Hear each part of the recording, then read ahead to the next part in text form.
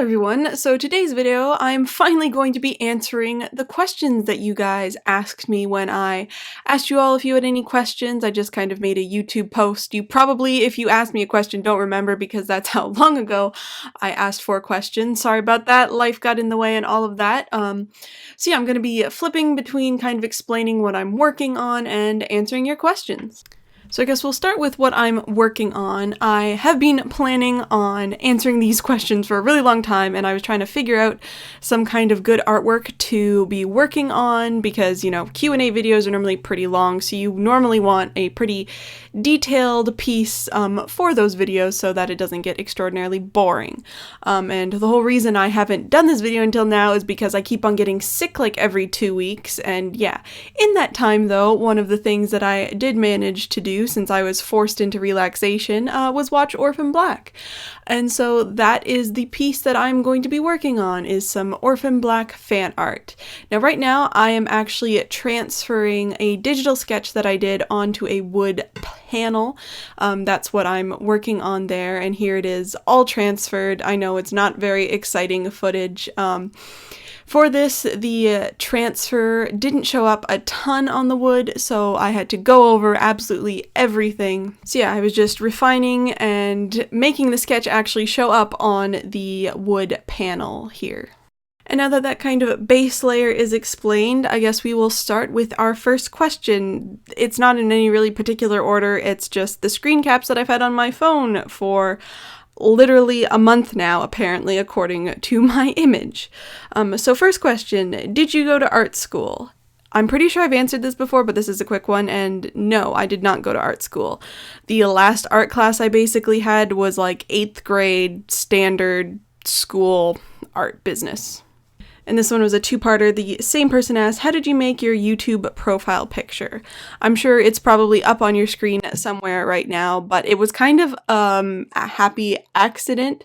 Originally, I wanted to make kind of a paper cut. I make these things called paper cut prints, which are cut pieces of paper basically that they're all one piece, and so that was kind of what I wanted to do for an updated profile picture, which didn't actually end up happening because in order for them, like, they basically have to be entirely connected, and in order to have my facial features connected it was going to look weird, so I basically took what I was going to turn into the template and just took my like Studio Galaxy background thing and just in Photoshop made that be the cutout. So yeah, that's how I made my profile picture. Next one, what do you think is the color that you use the most throughout your art / you are drawn to? Definitely, very specifically Indanthrone Blue, which specifically the Daniel Smith watercolor. It is my all-time favorite watercolor. It's basically just royal blue, which is my all-time favorite color, and like if you've seen my studio, that's what the one wall is, just my all-time favorite color, so naturally it ends up appearing in my artwork the most. It also helps that half of the time I'm doing kind of a surrealist and not too realistic type color palette, so I can normally get away with using Indanthrone Blue in just about anything that I want to. Next one. If you had a watercolor palette with only 5 pans in it, which colors would you choose from your personal collection and why?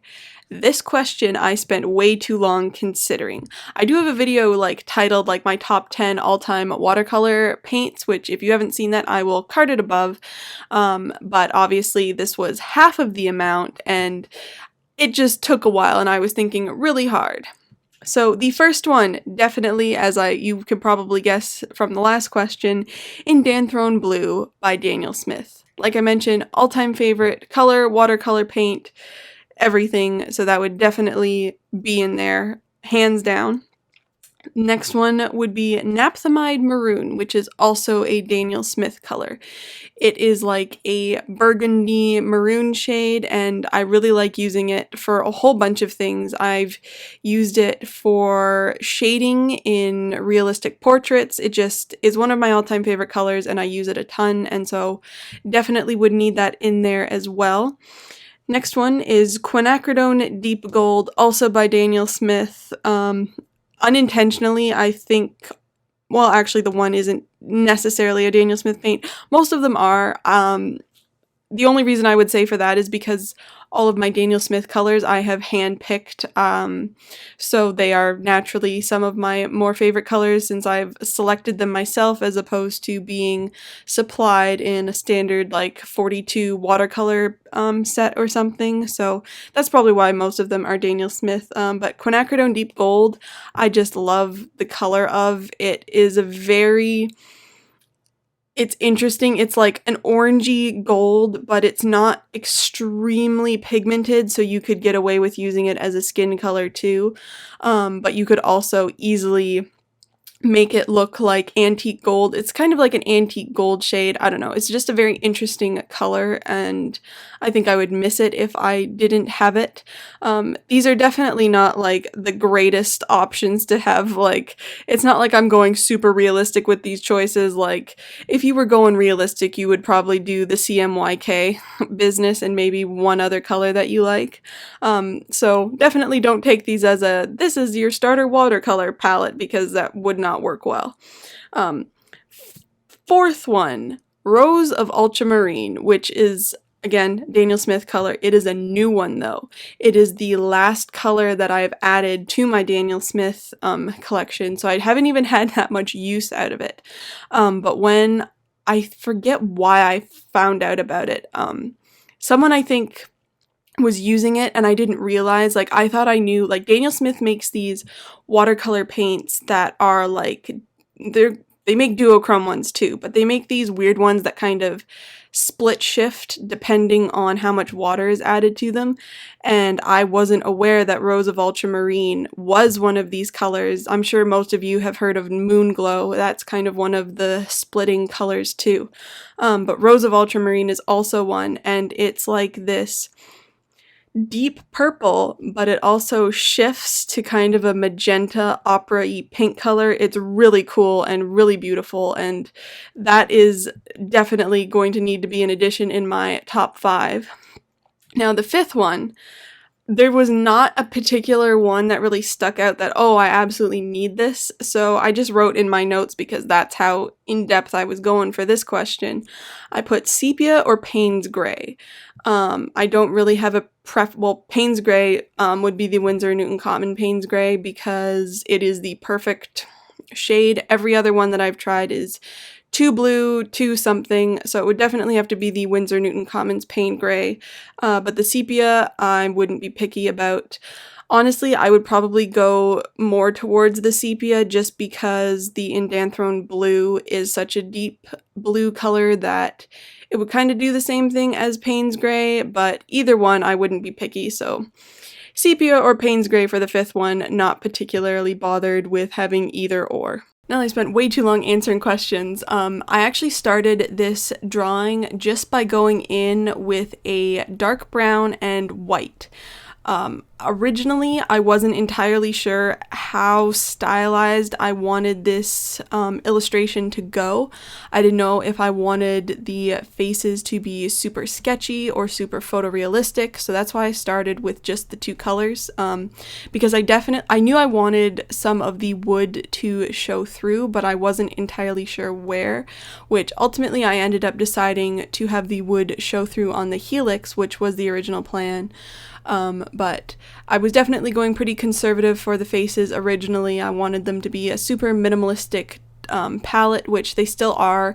All of their faces are the same colors, and they're only about 4 colors, a white, a deep brown. I did go in with like a pinky shade to kind of liven them up a bit, and then some of them have a lighter pink and some of them have a darker shade. So that's what's going on in the drawing. But back to the questions. If you had to paint or draw something awareing people about the Earth and saving the Earth, what would it be? I have thought about this, and I think about this constantly. And it's not hard, but lots of the time my art doesn't necessarily have any great meaning. It's just like, it's a style, like, it's more my art tends to be more for visual appeal and not so much meaning, if that makes sense. And like I said, I think about this a lot, and I have yet to come up with a fantastic answer. But what I think would be more realistic for me, which I will probably do in some video, hopefully sooner rather than later, is I could see inspiring and doing videos of artwork on like recycled materials. So not so much the artwork is about saving the planet and, you know, important meaning, but more of the action of, you know, using recycled materials and lowering your carbon footprint, as opposed to, like I said, some interesting meaning. Although if I was doing some important message type artwork, I always think that shocking is the way to go, because people pay attention to shocking imagery if it is presented intelligently. Hopefully that kind of answers that one. Next, watercolor, colored pencils, or acrylic/gouache. You can only choose one. What shall it be? Now, if this is like a you can only choose one and use it for the rest of your life, shockingly probably to most of you, it would probably be gouache, just because it is the most versatile. And most of the time I don't use one medium per drawing, illustration, painting, whatever. I normally am like mixing a few things, but gouache would probably be the way around that for me, even though I like never use gouache. But for me, my answer would be gouache. What inspired you to make YouTube videos, and what is your favorite video you've done? Well, as for why I started to make YouTube videos, it was kind of an accident, which I'm sure is not what most people want to hear. But mainly what kind of started me, like, especially like successfully or whatever you would want to say on YouTube was definitely an accident. And it was because I did these tutorials for paper crafts, and the easiest way for me to explain how to make, they were Legend of Zelda paper crafts. They're still up on my channel. They are very old and I haven't watched them for a long time, so they could be questionably done. But the easiest way for me to explain how to build the various Legend of Zelda paper crafts was to do it in video form. And so it was mainly to tie into, I used to very regularly update, I had a craft site that called Otaku Crafts. It's still up, all the things are still there, I just haven't updated it in forever. But basically, for the site, I needed some place to put a video, and so I had this YouTube channel already, so I just uploaded it and linked it back to the site, and that's kind of what started it. And at some point, I realized that the one video had like hundreds of thousands of views, and all of a sudden I had thousands of subscribers, and yeah, the rest is history, I guess.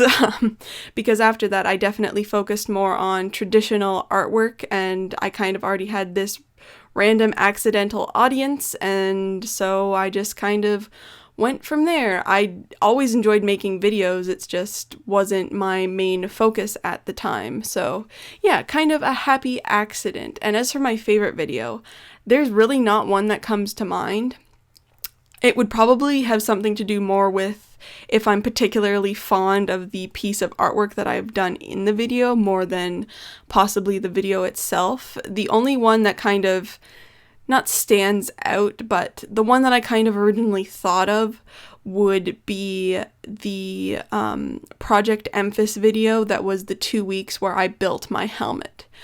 Just because, like, obviously, if you've been around, you know that my Emphas Nest costume was a big and very important part of the last year, and I still can't believe that that helmet turned out like it did. And so I don't go back and watch that studio vlog or anything, really, but I am happy that I have it in video, like documented on camera, so that if I ever want to go back or like show people like, yeah, this is how I made that, and like just see that I literally built that helmet out of nothing and made this screen accurate helmet out of paper and foam, and yeah, it's just crazy. So yeah, I guess that would be my favorite video just because it holds a decent amount of importance to me.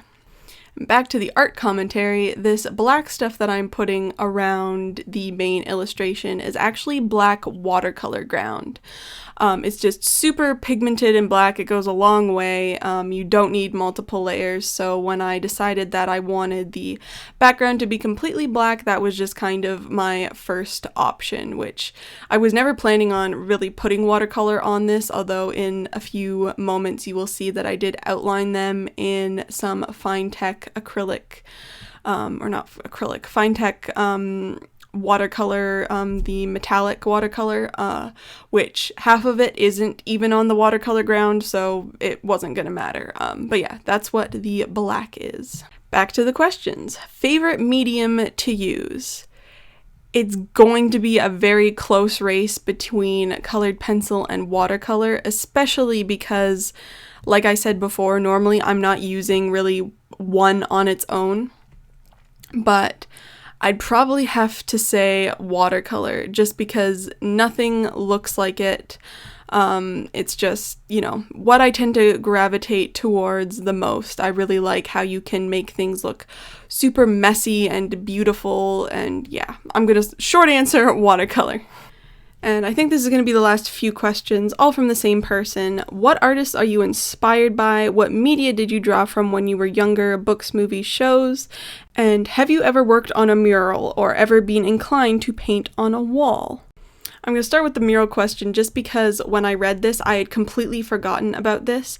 But in, I think it was 8th grade, I actually designed a mural for the school that I went to. It was like this eco project, which I know is hilarious since I just said there was no greater meaning in my artwork normally, and I never thought of any eco-friendly, positive message thing. But for some reason, I got roped into designing this mural for literally to paint on the side of the school, which I don't think ever happened. It was 8th grade, so I never ended up seeing it if it did happen. But I did design something and they were like thrilled for it, so it was a plan at one point. But the largest thing that I've actually ever done, which I'm not even sure if I've shown on video ever, I don't even know if I have a picture on my phone of this. I might have to go take a picture to insert in this video. But I made this completely like to wrap around my bedroom door, which I think when I did it, it was my studio, so it made more sense than just to have this random giant piece of artwork on my bedroom door. Yeah, I made this really large, it's on rice paper, I'm pretty sure. It's this illustration. It's kind of random, but I like it. It has a lot of things that I'm a big fan of on it. Yeah, so that's kind of the closest that I've come to a mural. I never have really been inclined to paint on a wall. When I was designing my current studio, at one point I remember considering making one of the walls a galaxy, but I don't think the plan was going to be for me to paint it. I think I was looking more at possibly custom ordering wallpaper. So I haven't been like extraordinarily inclined to paint on a wall. Normally I actually like drawing and painting more on small scale.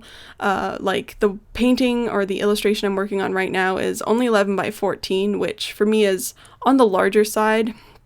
I just can't really be bothered to do like ginormous canvas paintings. It's just kind of not really my thing, so a wall is very much out of the question most of the time for me. I guess we go backwards. So what media did you draw from when you were younger, like books, movies, shows? I don't remember really anything super specific.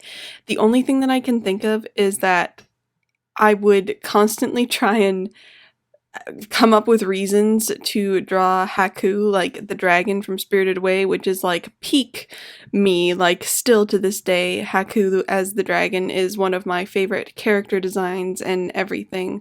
I've always been really, really obsessed with Studio Ghibli, so that's kind of the big thing I would say throughout most of my childhood life and stuff. And as for artists that inspire me, I'm gonna leave a list below because I'm probably going to forget someone. I'm just not gonna remember their Instagram handle or something. So there will be a list below if you are interested in artists that I'm a big fan of their work. And that's going to be it for the questions. I guess just going back to the artwork since I'm finishing it up. As you saw, I did outline all of the characters and the DNA helix in one of the metallic Finetech paints. I believe it was in steel blue, but it was just this really nice blue silver color that was really cool. And then I actually decided to shade in the helix using an indigo color and then some white to highlight it. Thank you so much if you submitted a question. I'm sorry that I couldn't get to them all, but thank you so much for watching this video, and I will see you in my next one.